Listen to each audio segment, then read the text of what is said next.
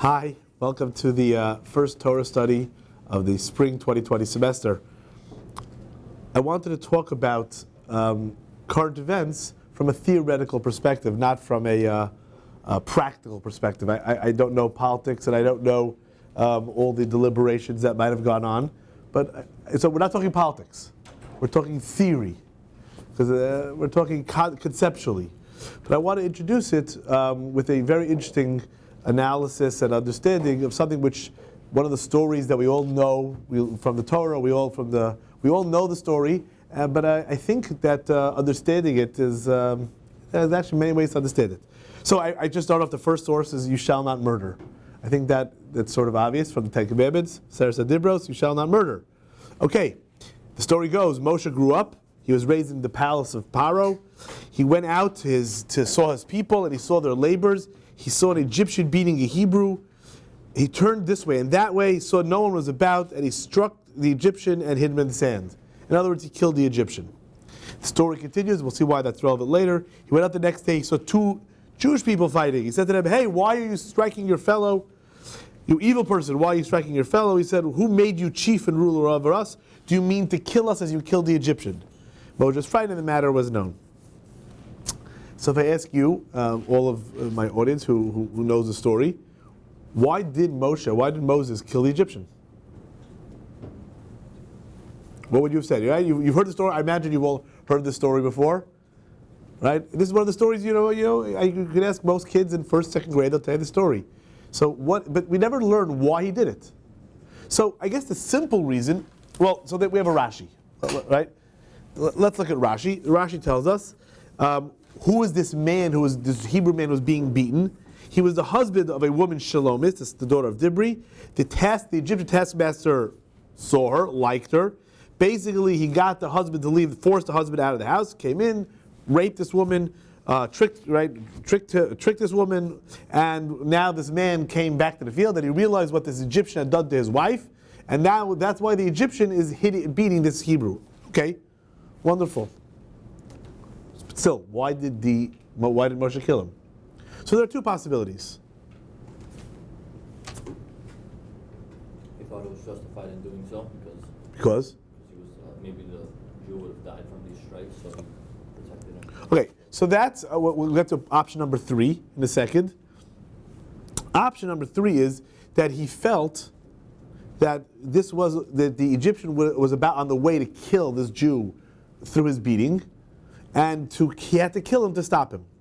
There's a problem with that. So we'll skip ahead, I don't mind. If you look at the bottom Rashi, the famous Rashi tells us that how did Moshe kill the Egyptian? He killed him by uttering God's name. It's not here, it's on the next page. Will you speak in order to slay me, on top of the page here. It's from this we learn that Moshe killed him by the mere utterance of God's name. There's a problem then. If you look at the bottom of page 2, we have the laws of, in Hebrew we call a rodef, or the laws of a pursuer. The laws of a pursuer teach us that if A is on the way to kill B, you, the bystander, have the right, and not only the right, you have the commandment, the mitzvah, to stop A from killing B. And this we learn out from the story that if a burglar is coming into your house, you're allowed to assume that he's going to kill on the way in, and therefore you may kill him to stop him from killing. The same thing if somebody's about to rape someone, you may and must, if you can, stop the killer on the way in by killing them. There's a problem. If you take a look at the top of the page 3, it was taught in a brisa. Rabbi Yonatan ben Shaul says, if a pursuer was pursuing another to kill him, and you're able to save the pursued party without killing him, but just by injuring him in one of his limbs, and you did not do that, you're executed on his account. So the Talmud, the Gemara tells us that the laws of rodef of pursuer, which permit and require you to stop someone from being killed, only demand that you first try to stop the aggressor by hurting his limbs, by stopping him, by not killing him. Moshe, who had the power to use God's name, could have definitely stopped the Egyptian by not killing him. He could have said a name and his hand would have broken, something like that. So why is it that Moshe felt the need? Why is it that Moshe felt the need to kill him? He's probably going to do it again. I mean, you can't really kill someone because you might do it again. That's not a reason to kill somebody. You think it is? Right? So in other words, the story we all... Again, it is possible he saw the future, and then that could be, you could be a source for that, but no one has said that source. Wait, did he say the name with the intention of killing? Yes. Yeah. And that's why the Jews on the next day said, are you also going to use the name to kill us? So the name was used to kill, God's name. Okay. Many people say, and I think the obvious answer is that this Egyptian committed a capital crime. Rape is a capital crime. He raped this woman, he raped a married woman.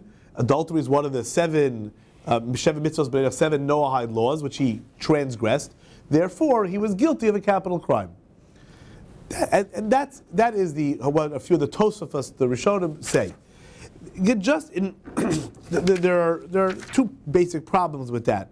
Is that the simple reading of the text doesn't imply that, because it says Moshe doesn't tell the story, and Rashi goes even further. If you look back to page 1, he says that Moshe turned this way and that way, even though the literally meaning obviously he looked to make sure that no one was watching him, but Rashi says he saw what he did in the house and what he did in the field, implying that the reason that the Egyptian is getting beaten or getting killed was because of what he's doing presently, and which the story itself implies. Because if you read the story, it says, excuse me, he saw him beating him and he struck him down, implying that the beating that the Egyptian was doing to the Jew was the cause for Moshe killing him.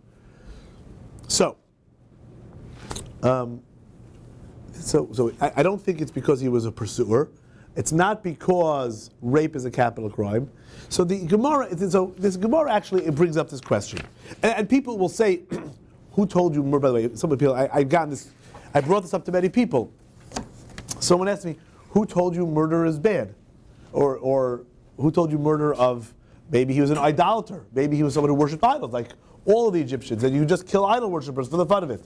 If you take a look here at top of page 2, Mishnah Torah from the laws of the Rambam, foreign worship and customs of nations, chapter 10, that yes, if as a nation we have a commandment to get rid of the 7 Canaanite nations, but that is not implied to killing someone. If you look here, to destroy wantonly and push him into a pit, it is long as it is forbidden. You may not wantonly go ahead and go to an idolater and just kill them. We don't believe in that, as long as he wages no war. And I think that line, so that's at page 2, Mishnah Torah 10:1.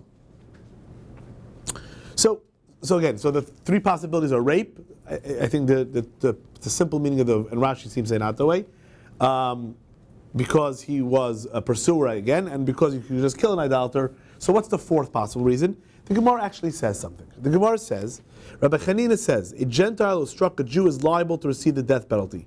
How do we know that? Well, this is the proof text, because Moshe killed the guy. Moshe killed the Egyptian who was hitting. But so it doesn't. It just sort of. It doesn't. If you have a problem that the law makes no sense, then that's the law. That's sort of self-fulfilling prophecy.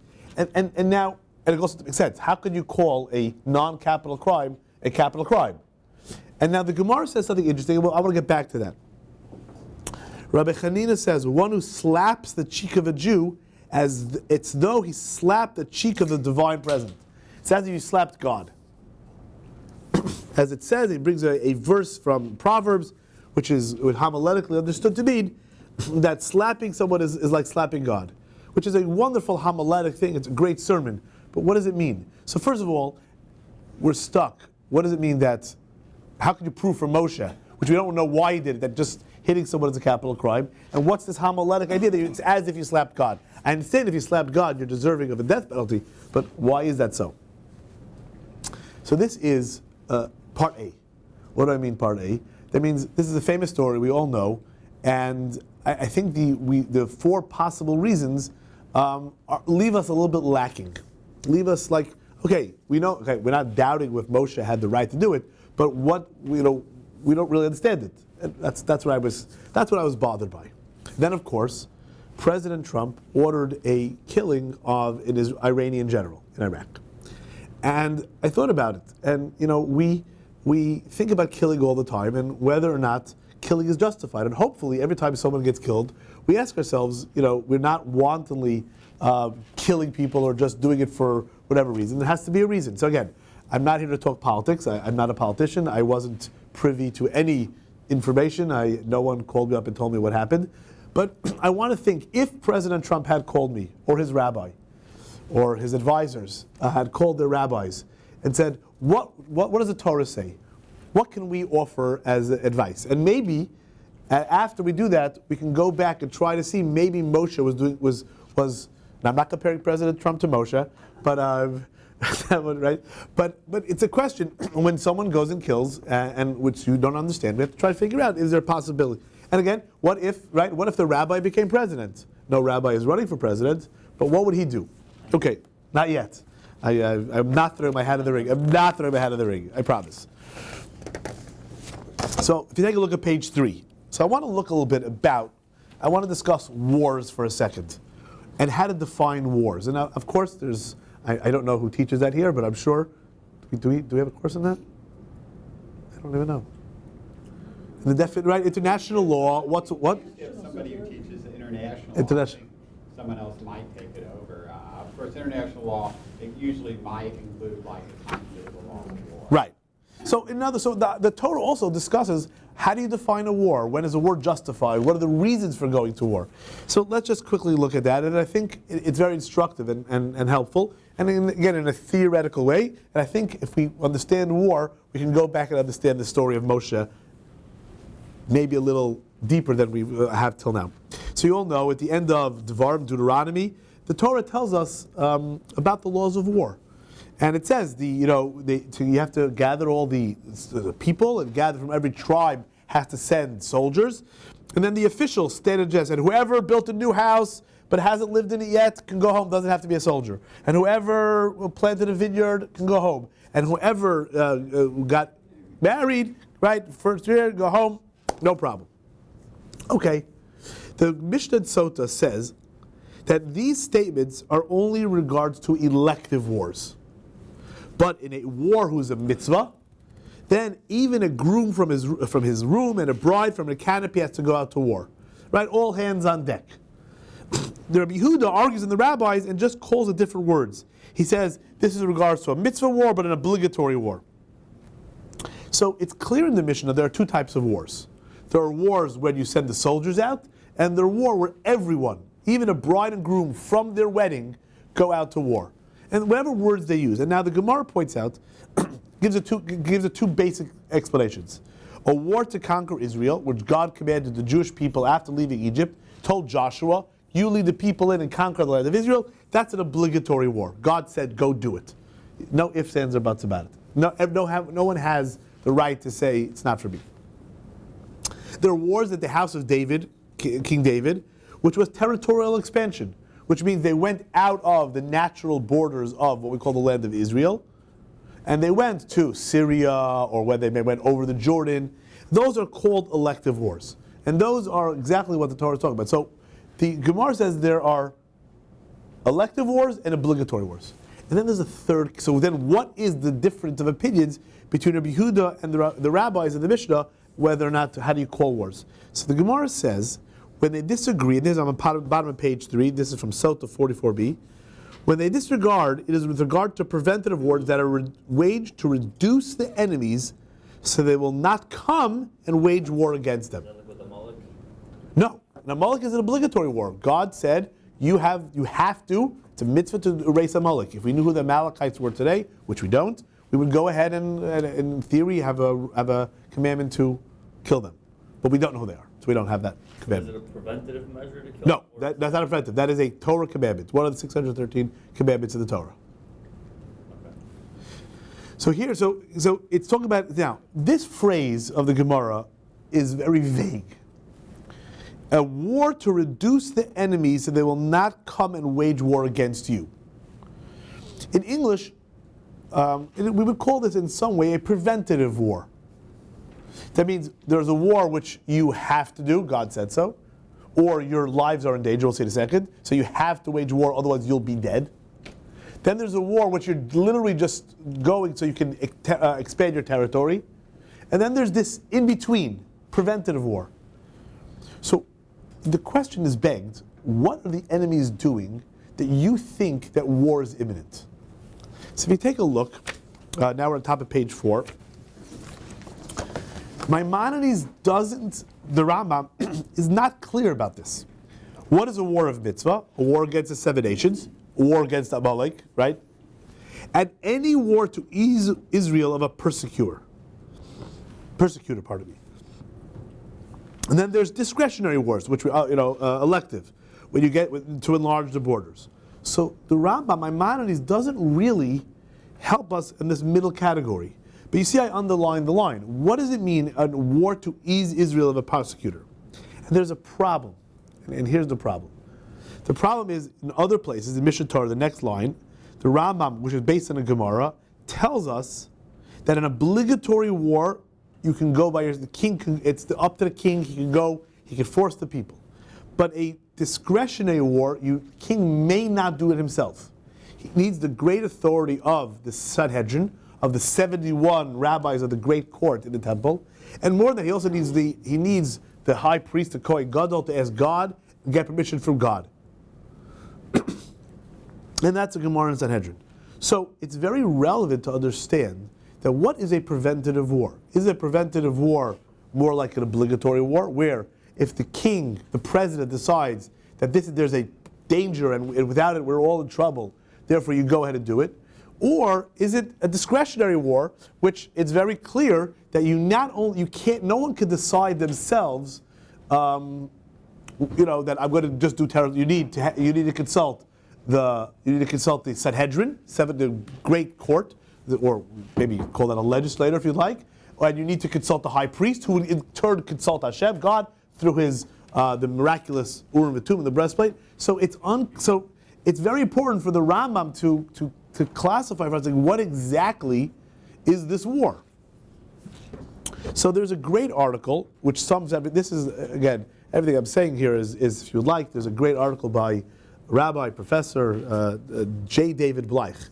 Rabbi Bleich is a Rashiva at Yeshiva University, is also a professor at Cardoza, and his books in English are superb. Superb is not even, there's a better word. Whatever word is better, he knows better words than I do, obviously. But whatever word you can use for better, superb. And his books are in English, called Contemporary Halachic Problems, and which is a compendium of his articles that he writes in tradition. And he writes there about preventative wars. Sorry? So like, right, exactly. And he's speaking from also from a theoretical perspective. He's not writing to tell anyone what to do, but right, again, in the 6-Day War, you could argue that closing the straits in international law was an act of war. But again, he was thinking from a Torah perspective, what is an act of war? How do you define wars? So he brings here from the Chazon Ish, and I have it underlined here. It's in a situation which they kill people of Israel intermittently, but do not engage in battle. When they come upon an individual or a group of Jews, they kill them. So he calls that what we call a war of attrition. For those of you familiar with the state of Israel's history, either before the War of Independence or afterwards, and today we would call terrorism, where you don't have battles, but you go and you just every week, for those of us, I lived in Israel when there was suicide bombings before they built the wall. Every few days, weeks, there would be someone. Someone would go and kill himself and kill other people. Would you call that war? Depends how you define war. Is it one person? Is it an enemy who's sending him? So the Chazon Ish seems to imply that the war to diminish, that Gemara is referring to a war of attrition. If you turn to the next page, page 5, he actually lists the different interpretations of this Gemara and this Rambam. He brings for the literal Ibn Tibin translation of the Rambam's commentary to the Mishnah. It's only if you're engaged in taking lives, war of attrition. According to the Kapach edition, it would be like a state of belligerence. And even according to the Meiri, and you're afraid if you see them like building up war, right? Like let's say in the 6-Day War, where the Nasser in Egypt was like massing his troops on the border. So do you have to wait? That is, according to the Rambam, is an act of war. So in a preventative war, if it fulfills whichever criteria, then you're allowed to kill in battles in situations of war. So again, I'm not commenting directly on what happened with President Trump, but if you don't need, I'll ask something. Yeah. Well, you could talk about Bin Laden. Oh, so thank you. I was going to bring it up. Why did we kill Osama Bin Laden? He was a horrible person, right? He was responsible for deaths of thousands of people, but he was cut off from the world. He was no threat to anybody. Let's make right. If he would be and get into now, you could say that he inspired people, and therefore people saw him and they would want to do the same. So we had to kill him. But you have to ask a very logical. Again, he deserves all the worst deaths. There's no question. But if you ask me from a strict, are you allowed to kill him? Well, you have to bring him to trial, and you have to have a trial, and you have to convict him, and you have to kill him. Can you just go ahead and kill him? Was he guilty? There's no question. So the answer is, you tell that to people think you're crazy, right? Because he's a horrible person. Of course he deserves to die. So the question is, but we have to sometimes take a step back and say, we don't just kill people. Even horrible people. Because once you start randomly deciding you want to kill people, it's a very slippery slope to a lot of other horrible things. On trial before they killed him. Right, so it could be you could try an absentia that he was deserving of death. I'm not debating it, but it's something you have to think about. So here too, do you need what level? Again, I'm not here to. I don't know. I wasn't privy to any political. But you have to decide: are you killing him because he's a present danger? Are you killing him because we're at war with them? There are very different justifications. I want to share with you another very important concept. It's a little bit different. It's the laws of Shabbos. The laws of Shabbos are that we know something called muktzah, things that you may not use on Shabbos.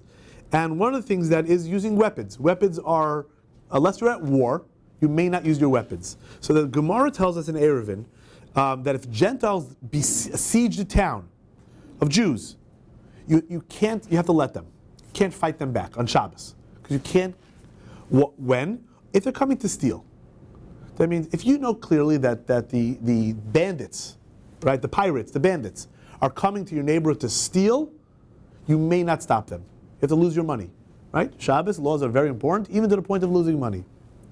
If they're coming to kill you, if they're coming to take your lives, obviously, we're allowed to defend your lives.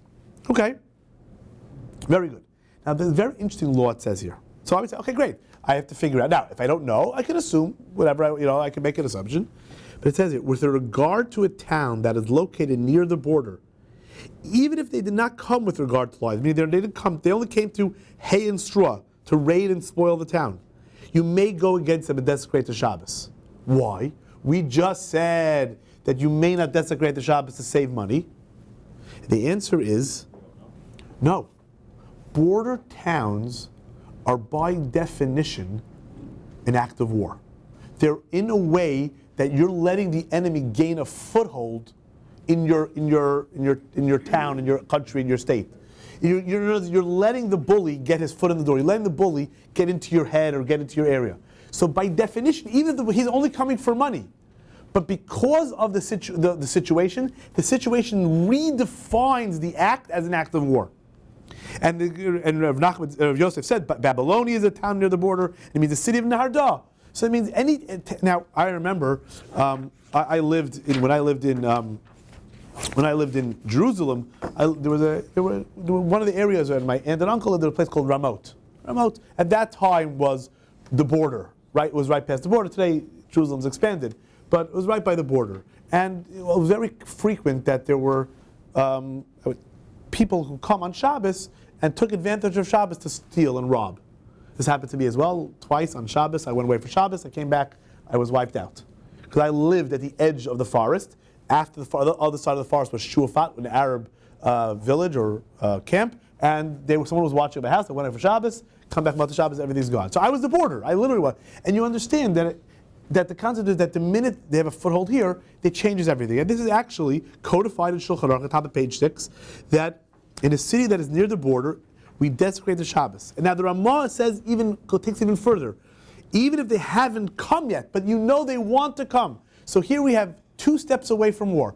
You know they haven't come yet, they want to come, and they're only coming for money. But in a border town, that's already an act of war. So you see that on one hand, killing or Shabbos laws are very strict. We don't let you go ahead and desecrate Shabbos laws. On the other hand, if you understand that there's an act of war going on, if you understand that it's a definition of war, not just a simple act, then everything changes. And again, I'm leaving politics. I want to go back to our original question. I want to read to you the end of the story. You all know it. Moshe killed the Egyptian. The next morning he gets up, he sees one guy, right, we know, Dasta Aviram, he's about to hit his friend. You know, we all know the story, right? And Moshe says, Russia, evil person, don't hit your friend. What do they say back to him? I would have said, hey, none of your business, leave us alone, go away. What do they say? Who made you chief and ruler over us? What do you mean, who made you chief? Right? Moshe wasn't doing that. Moshe was just saying, hey, don't be a bad guy, don't hit your friend. What's going on here? I think I want to have a new interpretation, if I may. I don't know if it's right. You'll bear with me, you'll indulge me. I think Moshe woke up. It says Moshe got up, went out to his field, and he saw his friend, a Jewish person, being hit. Moshe said, you know what? I am declaring myself ruler, and I am declaring this an act of war. I am killing the Egyptian, not because he's guilty of raping, or not because he's guilty of hitting him, because he's starting an act of war. And I think if you read the Gemara again, now it makes sense. He who hits the Jew, you learn from Moshe, if you can interpret it as him hitting God, meaning he's starting up with God, what would you call starting up with God? War. An act of war. Only if you're able to go ahead, like the Gemara in Sanhedrin says at 58b, that Moshe said, he's starting up with God. It's an act of war. Then Moshe had a right to kill him. And the two Jews realized that. So the next morning they said to him, who made you who made you chief? Who made you the Sar? Who made you the one to go ahead and do it? And now that explains a very interesting concept here. Rashi brings a medrash. The medrash is, if it's at the bottom of page 1, he saw there was no, Moshe looked both ways, and he saw there was no man. So simple meaning is, what did he see? There was no one there, even though he was wrong, because the Jews saw him, but he saw that there was no man. The medrash tells us that he saw that there was no future convert from this Egyptian. Why is that relevant? It's not relevant at all. I'll tell you even more so. The laws are, and I don't remember, we did abortion, I think we spoke about abortion a while ago, a number of years ago. The law is that if a woman is pregnant and is guilty of a capital crime, we don't wait for her to give birth. We'll kill her and her unborn child because she's guilty of death. So obviously we don't care about future. And here Moshe says, I'll only kill this Egyptian if there's no future in all generations for all time to come. How's that possible? It's not even a regular rule of the Torah. Because what Moshe has to do is, Moshe says, he is the paradigm of the enemy. This guy who I'm about to kill, I'm declaring that I'm leading the Jews, and he's representing the enemy. In a deeper level, if he didn't represent the enemy, I couldn't declare him the enemy. So that's what the depth of the Medrash is telling us. In other words, not that he's killing him, not that you need some, if he's justified in killing, you could justify killing, but Moshe is redefining the situation. It's not me versus him, or this one individual, it's the Jewish people, and this is the beginning of Exodus. Till now is exile, this is when Exodus starts. Moshe is saying we're not standing for this anymore. I'm standing up for the Jews, and you are going to represent, because you are pure Egyptian, you're pure evil, nothing good is going to come out of you, and therefore, I am allowed to kill you. I think that's an interesting justification for Moshe. And for those of you Kabbalists in the room, I know some of you are in Kabbalists, we'll end with this. It's brought down in all these early Rishonim who are Kabbalists that the first killing in the Torah you all aware are Cain and Hevel. Cain killed Abel.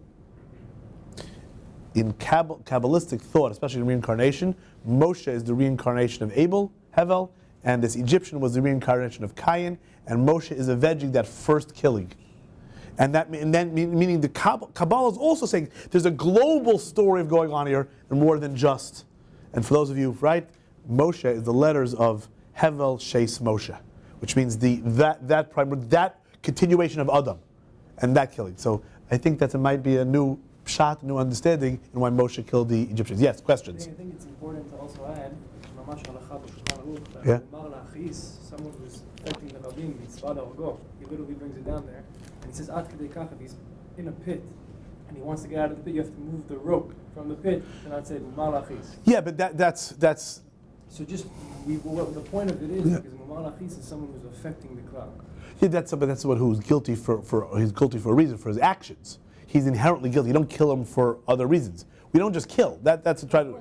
So he's killing. He there in that case he's being killed for his capital crime. And the point is that therefore you don't show leniency. Don't correct. But here the point is we have to define the crime that the capital punishment is coming to. You say here. In the case of Moshe. I mean, maybe we could say he's Mumar Lachis, he's affecting the Rabbin. But again, that's what if you take a look at the Rambam, if you take a look at this page 2, we don't kill idolaters. Mishnah Torah, foreign worship 10:1. The end of Allah is we don't. That's only if they're not affecting the Rabbin. No. Again, as an individual, only as a nation. There's a difference between a mumar and a non-Jew. There's a difference. Okay, thank you all.